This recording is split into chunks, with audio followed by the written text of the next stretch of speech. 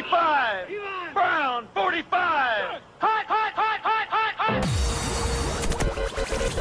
hot. You are listening to Any Given Sunday, Australia.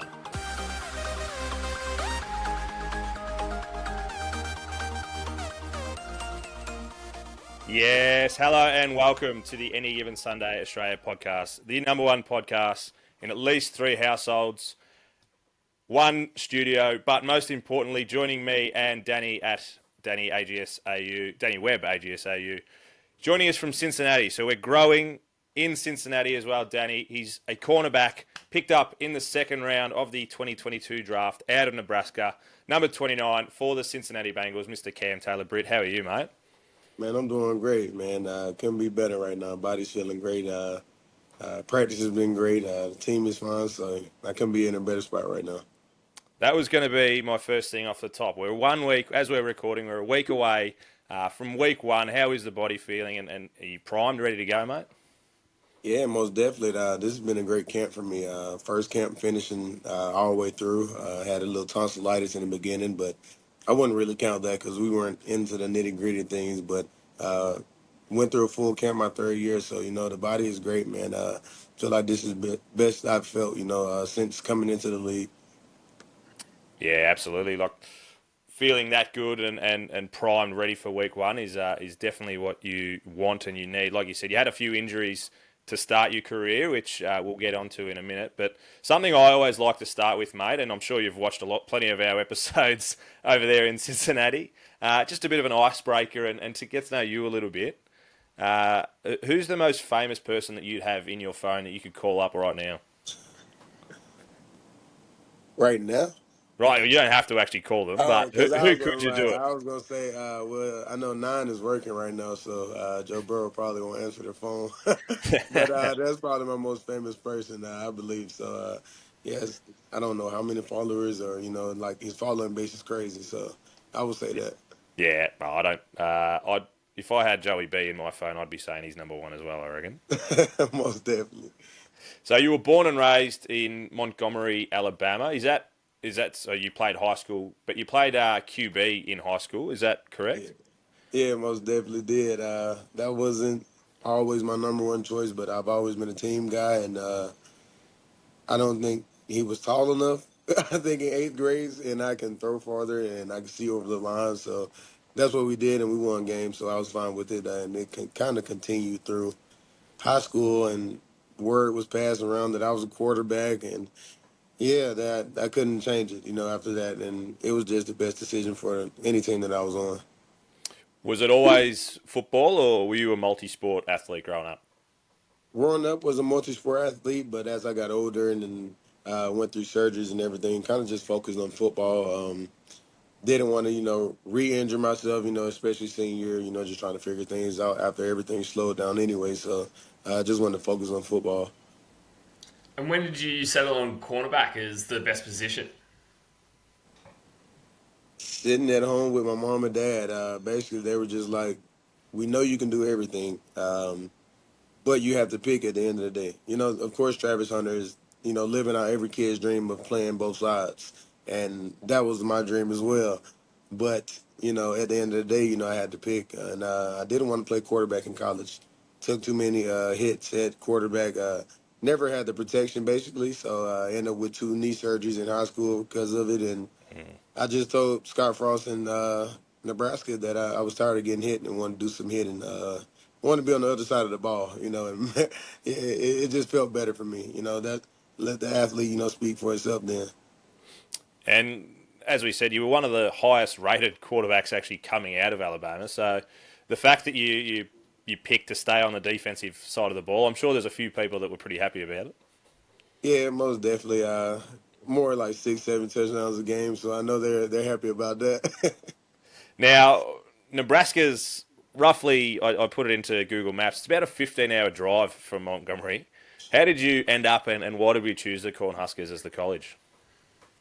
They really just showed the most interest after the knee surgeries. And that's what kind of just spoke volumes to me, knowing that they knew everything about me and everything and still was wanting to pursue me the way that they did. And even with school, wasn't going the way it was because I was, when you're done with football season, you kind of slack on the school, and they were up there just making sure I was on it. And I think just their effort to make sure that I was being the best that I could before I even got there was what spoke out to me. And Scott Frost and Travis Fisher and uh, Eric Shenander, they end up flying down to Alabama, but end up having to drive from Birmingham to Montgomery, and it snowed in Alabama. It never it never snowed in Alabama, and for Scott Frost to come to Alabama and it snowed like damn near a blizzard.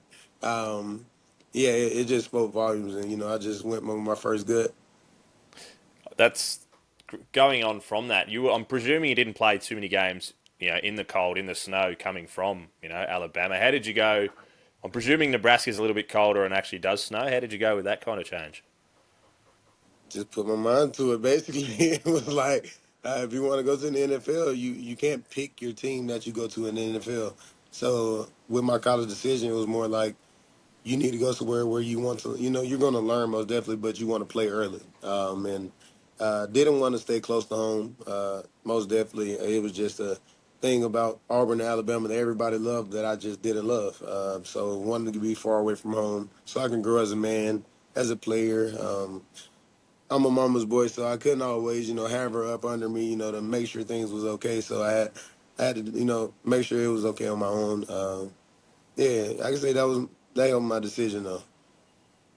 And you had a pretty successful college career going through your stats. You end up with over 140 total tackles over the 4 years. But the question I want to put to you is, in your junior year, so the third year out of four, that was the COVID affected year. How did you go, mentally and physically with that? Because I feel like your third year, you're kind of starting to spread your feet and really show your talents. And then obviously COVID happens. Like, how do you deal with that mentally?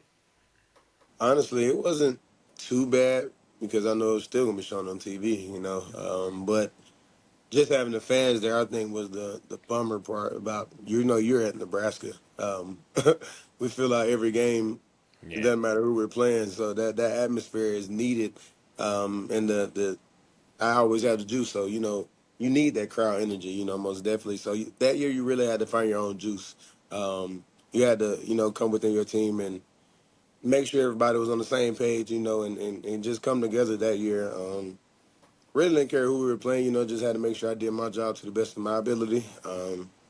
That was basically it that year.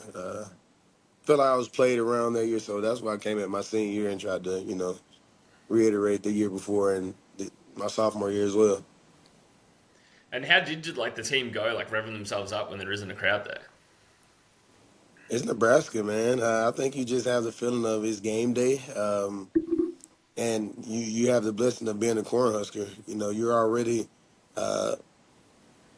not supposed to be there if you look at statistics, man. And you have to look at it as a blessing at the end of the day that you're about to step on this field and get the game, play the game that that you set out to play, and you're here. So I think that's the biggest thing. And you have some crazy teammates who taking different things to make them get hyped up, and the smelling salt. So have no choice but to get ready for this game, man. Especially playing there. So you finished your college career in 2021, nominated for the draft. How was that experience for yourself? And then what advice would you give to any quarterback heading into the senior year? Honestly, it was, man, a dream come true. Honestly, to put my name into the draft, and actually have an opportunity to have my name called. Knowing the work that I have put in, knowing that I also wasn't playing defense for that long and could still have this opportunity to live out my dreams in the NFL was a difference in me staying that junior year and me leaving, honestly, and I wanted to get better in everything that I could, going that 1 year span from junior year to senior year. That's why I ended up, making sure I stayed and then I committed. But to any other kid, man, honestly, I just say, before you even decide to put that name in there, just make sure you have all your eggs in one basket. As far as all the technique things, as far as, knowing your film, of course you're going to learn when you get to the NFL, but, most definitely as this game expands and it grows, you have to, make sure you grow and expand as well. You can't be a sitting duck. You have to stay green and continue to grow. So in 2022, the draft rolls around. Did you have much contact from organizations like scouting you and all that? Yeah, I talked to some teams. Not the days of the draft, but top 30 visits. I went on a lot of those. That was probably the most tiring thing ever. Just flying from this place and then you wake up, you're here, you have to do a whole visit, and then that night you're flying from there to somewhere else across the country, and then that night, it was a repetitive thing, man. I say that was probably the longest year of my life, man. That rookie year, even before you even get drafted, is the longest year of your life, from playing in the season to training for the combines, pro days. Even if you go to the Senior Bowl, you have that different games and stuff. So it's a continuous thing, and I think that's when you really have to hone in on yourself and like this is what you really want. That's what you're gonna do.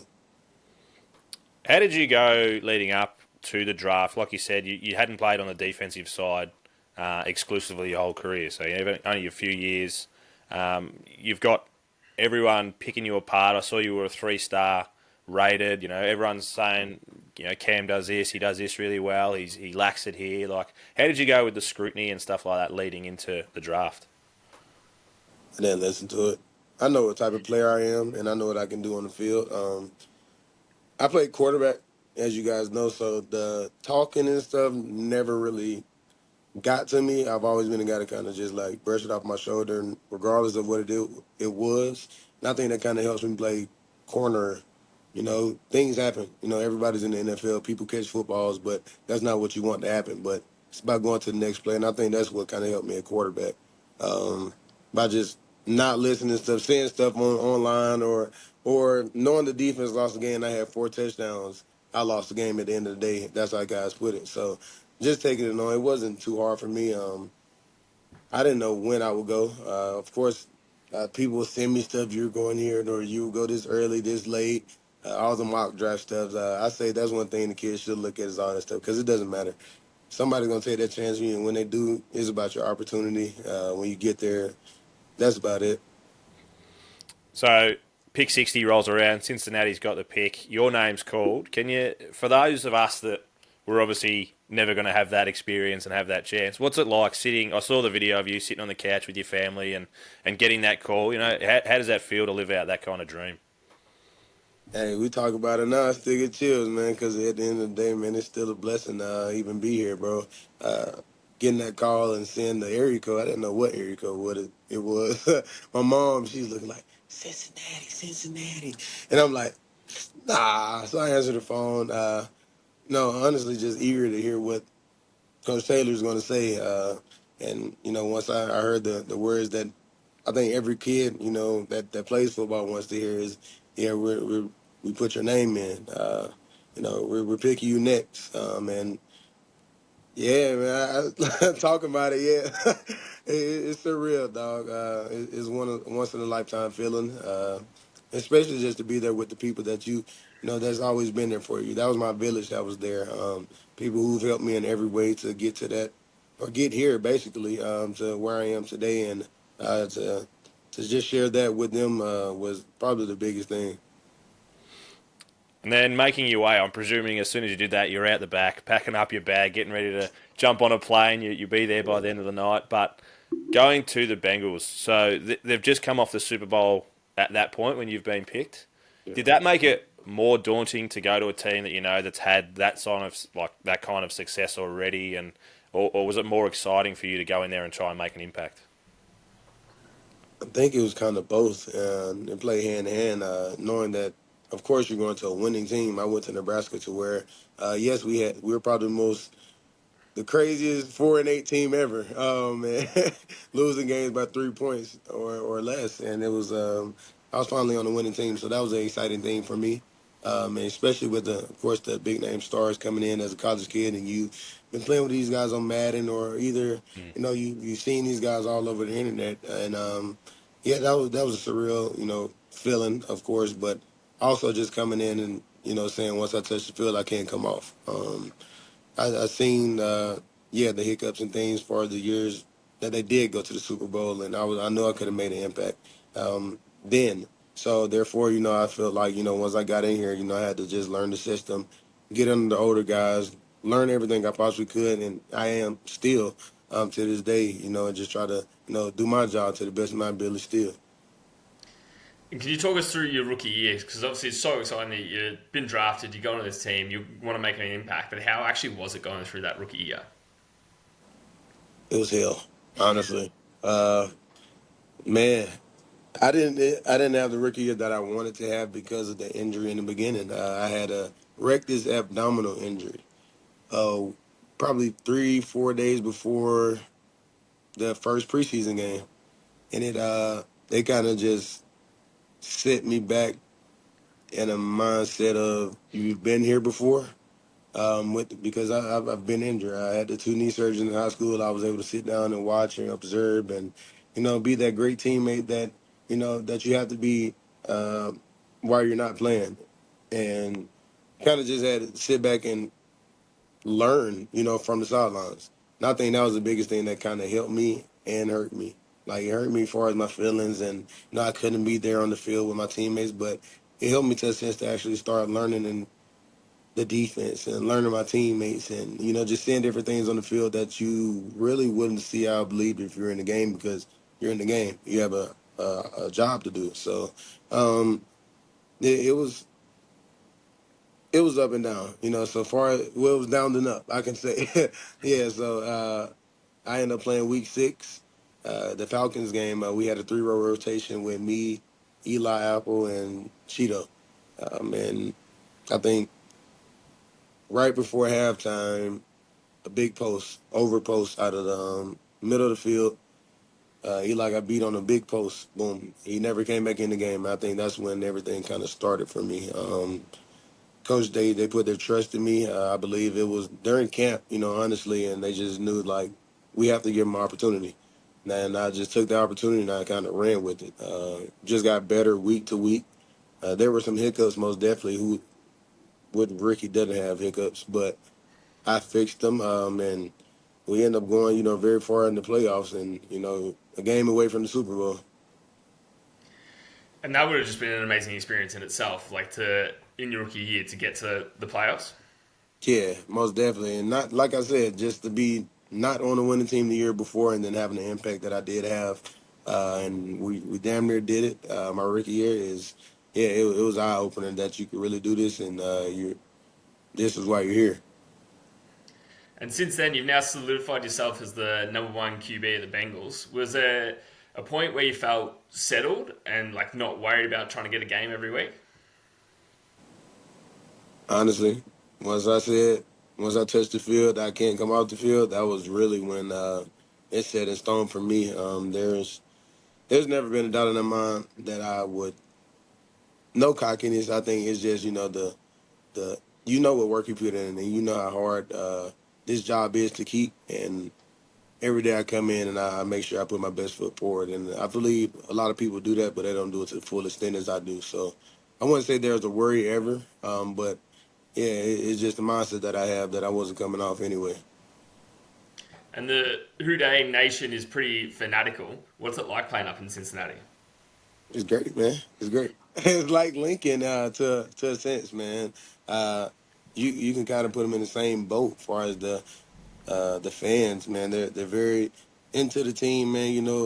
Uh, the Red Stadiums are here, the Bengals Stadium there, Cincy, the Bearcats are here. You got the FC Cincinnati. It's all right here, and not far, just like Lincoln, you have all the college right there, and everybody, that's all they know, basically. And they've been loving on this team forever, and now we're winning. So it's better now here. It's expanding. Um, Never would have came to Cincinnati, I don't believe, if they wouldn't have drafted me. I've never thought about coming to Cincinnati, but it's a great place for me. It's not too crazy for us.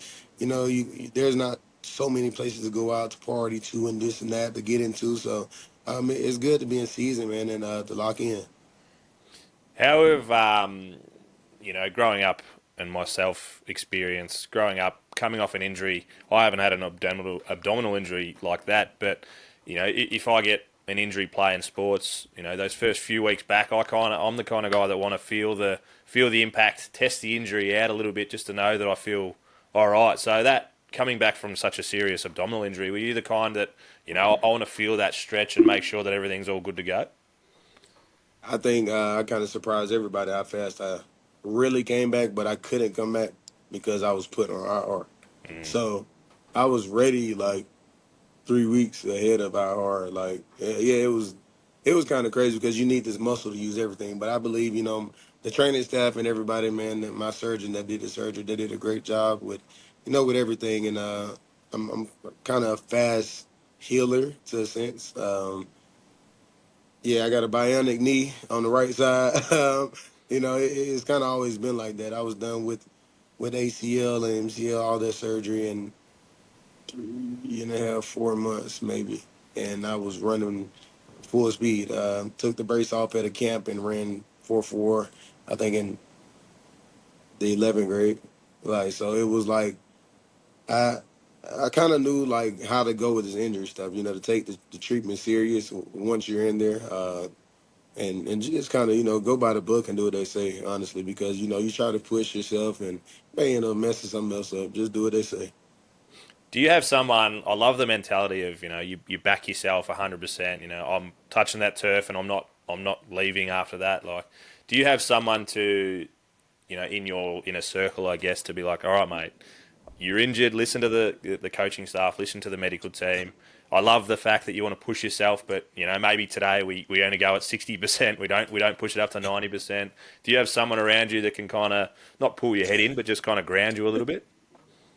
I can't put my finger on one person because I damn near say it's the whole team. The trainers, the weight, our weight conditioners. You say everybody on the team tell me to kind of slow down. Even though because they just know how I am, man. Regardless of yeah, it can. If it gets serious, I will sit down. At the end of the day, but they know how I am. If it won't bring me off the field, I'm not coming off the field. Yes, I can say Mike Hilton, Von Bell, Sam Hubbard. Those guys are like, hey, we know you can. It's all right. You don't have to prove anything to us. You know what I'm saying? Like my coaches tell me the same thing, and it's like, it's just that mindset. The mentality of it's football, man. You don't want to come off the field. I think that's with every athlete, man. Now, for all of us Aussie Bengals fans over here, they've seen the whole preseason. Joey B going around with his blonde hair and really enjoying life at the moment. Can you give us an insight what Joey B is actually really like? Man, When are you dyeing your hair blonde, by the way? it will never go blonde. I can't join that wave. I don't know about that one. But man, Joey B is like a cool grandpa. Like he like real chill. He'll sit on the porch all morning. Just drink his coffee. Don't bother nobody. But anything you need, he's always there for you. I say he's the most one of the caring people on the team, and looks out for his teammates. Yeah, he's one of a kind, most definitely. You don't see him get too riled up, really, unless we're on that field, man. He's gonna show that passion. He can't be. Can I think I could. He can't be fucked with, honestly. And I think he has that mentality of that. He knows that. Yeah, he stands on it every day. You can definitely cuss on this one, mate. Don't stress. I had to make sure. Look, I always ask in interviews. Man, I don't want to be. Nah, all good, all good. We love it. We love it around here. So, So, Joey B's coming into, surprisingly, his first preseason where he's trained the entire season, but more importantly, like you said, your first, off season where you've been able to train the entire season. How are we feeling at the Bengals? What's the vibe going into week 1 next week? man, it's gonna get ugly. We're gonna do something, man. It's everything's clicking, man. I feel like offense, they do what they need to do, man. Shots will be fired. A lot of points will be put up on that side of the ball, and I feel like a lot of turnovers as well. Our linebackers, the D line, the DBs on the back end, we have so much that we can intertwine for as like different bodies. And I feel like everything's just working together right now. Yeah, we're gonna come in full fledged, and try to make a statement first game. And you've been playing like we spoke about this off air, sorry, you were playing some one-on-ones against some of the best in the world. How's all of training camp been leading up to this? Man, it's been great, man. The competition has been through the roof. I feel like I said, this has been one of the best teams that I've been on, as far as just like the intensity as well. But practice, just everybody wanting to do the right thing and the right stuff all the time. And it's I believe he's just going to show his face when we actually get on the field together going against another team. Yeah, it's been great during camp. We've been, pushing each other. Of course, there's been little fights here and there, but I believe, it's going to help us in the end. That's the fight that's going to come out, when we're playing in February. Mate, you've been more than generous with your time, and we can't thank you enough. We've got a couple more questions to finish, but just before we Sure. do get to that, I just want to, thank you for giving up. It's a Friday night for you to come on and to speak to two blokes over in Australia. We can't thank you enough for giving up your time. Man, you all good, man. Hey, I wanted to do this interview just as bad as y'all did. Yeah, awesome. Sorry, yeah, appreciate it. Honestly, it blows my mind a little bit that you wanted to come on and talk to us. So yeah, we can't thank you enough, mate. Man, no problem, man. No problem. So you've used your status like on the field and off the field to do some good. Can we talk about the Juice Family Foundation and all the great work you're doing there? Man, the Juice Family Foundation is everything to me, and is what I kind of stand for, man. Joining us in community empowerment, uh, and that's I love to work with kids, man. Kids are everything to me. Everybody hasn't seen an NFL player, been talked to by an NFL player. I just want to use my platform to kind of open the eyes of kids that have been in my situation. That's haven't had everything. They can't do things after school, no after school activities or this and that. And, the parents have to work late and they have to just sit at home all day and, figure out the homework on their own till mom or dad gets home late from work. Just I want to do something big, here soon, like a Boys and Girls Club. That's why I always work with them, the YMCA. But we do events as far as bowling events. I love bowling. I try to get into that. I've been doing little golfing events here and there and camps, man. I got to do the camps with the kids. I just hosted one in Nebraska not too long ago, and it was amazing, man. I think we had over 300 kids there in Memorial Stadium, and it was crazy. So look for more to come from the Juice Family Foundation, man, and stay tuned. Last couple from me, mate. Well, I want to talk to you about your golf, but we'll get to that in a second. You said you're a Yes, mama's sir. boy growing up.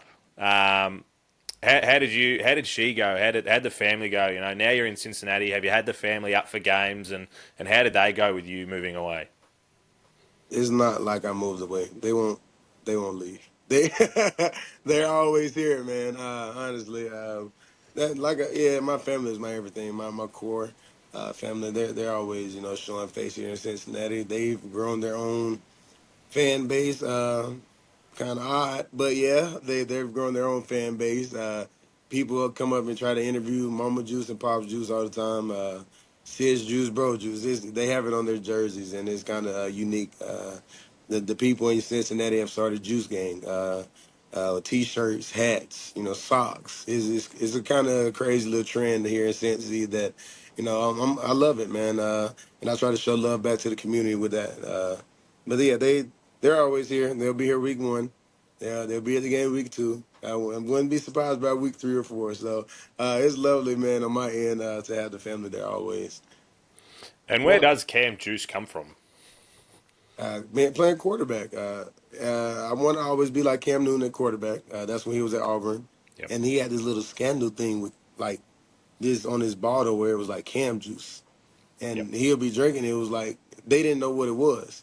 So my teammates, when I started playing quarterback, I was like, you got the juice. And I referred to it, and it was like, oh, snap, Cam Juice. And so we kind of just went along with it for a minute, and everybody just forgot what Cam was and just started calling me Juice. It was like, you got the juice on the field. Like, when the ball is in your hand, like, we know, something's good is going to happen. You got the juice. And I think that was after I've seen the movie Juice, and I was like, nah, don't put me as that Juice. Put me as this Juice, because that's the different side, But yeah, that's where it came from. It's kind of just, taking off with it, man. We're gonna have to get some of that juice merch down here in Oh Australia as yes, well. sir. Yeah, we'll get it to a lot of people out there. We can do that. Absolutely. Final one from me, mate. We're going to make our way over to Cincinnati at some point for sure. When we get there, I want to have a game of golf with you. But what kind of golfer are you? What are you hitting off? Like, am I expecting to be absolutely smashed, or am I going to be there and actually be competitive? You're gonna whoop my ass. You hear me? I suck. Um, when I'm in like golfing event, I was out there just standing, talking, Longest drive chopping it up. events. But I went to top. I go to Top Golf here, but I think my agents they sent me clubs, balls, everything, and my teammates they go all the time. So I told them the next time they go to let me know, and I got to get out there. I've talked to this PGA guy. He's gonna help me with my swing and everything. So maybe if I have some time and you give me some time to practice, I might whoop yours. But if you come now, you got me beat. I'll be over there next week. Make sure I get there You in got me enough beat. time. You got me beat. Nah, beautiful. Thank you very much, mate. Like I said, you've been so generous with your time on a Friday night to come on and speak to us. So we're definitely going to be. We've got a couple of Bengals fans in our family, so we'll be keeping on top of you and seeing you. And we've got a good feeling about the Bengals this year. So watching you make a deep run into the playoffs, mate. And we love your work over here in Australia. Yeah, most definitely. Thank you for having me. And like I said, I want to do this just as bad as y'all did. Can't wait to see y'all come to Cincy. We'll make sure we're gonna do it up for y'all, man. Absolutely. Love your work, mate. And all the best with the season going forward. And then we'll definitely keep on top of you. Yes, sir. Thank you again, man.